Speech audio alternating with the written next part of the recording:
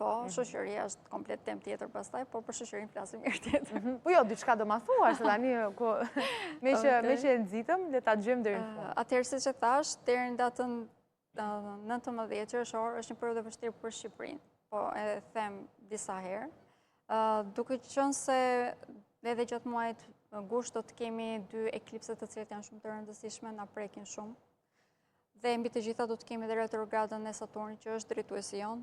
Kjo do më thënë që Shqipëria gjatë gjithë kësaj vere dhe në vazhdim të vitit do të jetë vërtet shumë e ndikuar, kryen dinamikat të reja. Ne tashmë do të japim provime. Çka kemi mësuar, çka s'kemi mësuar, prandaj dhe shoqëria është shumë e ndikuar. Në të vërtetë, në këto momente na duhet të vendosim nëse do të vazhdojmë statusin quo apo do të ndryshojmë.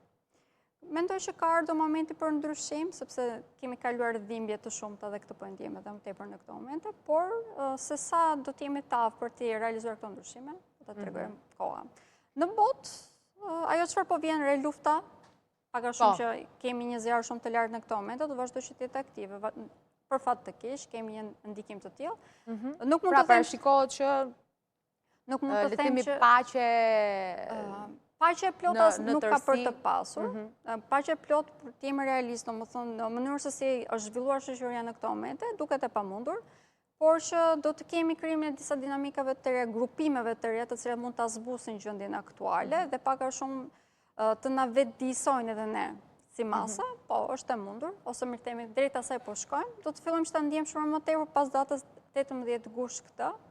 Do të bëj pak a shumë automatike personat që shkëlqejnë pak më tepër, personat të cilët janë më të vetëdijshëm, që janë pak më tepër, le të themi, e kanë marrë veten e tyre në dorë, situatën e tyre në dorë dhe dinë dhe si të përshtatin edhe gjendjen aktuale për cilat ose më themi për ta kaluar në një fazë tjetër, por duhet punë, do të thonë nga të gjithë.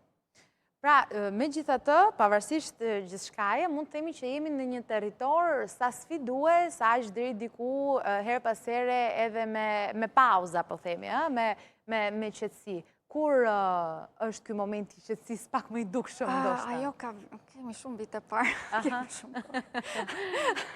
Ajo kemi shumë vite. Në mënyrë që ne të marrim të gjitha mësimet që na nevojiten tani dhe të kalojmë në fazën e ardhshme, na duhen pak të 2020-a, që prandaj thashë... Duket pak sa si largë, Denisa. Prandaj nuk e thashë. Prandaj e mendove, po. Megjithatë, unë thash, ne duam të dëgjojmë të gjitha, qofshin ato të mira ose të këqija. Shoqëria në këtë moment është duke lindur në një version të ri të saj. Prandaj dhe gjitha lindjet kanë dhimbjet e tyre. Kjo është një nga ato dhimbjet e lindjes që po përjetojmë në këtë moment, por normale, por lindim si një shoqëri shumë më e përshtatshme ose më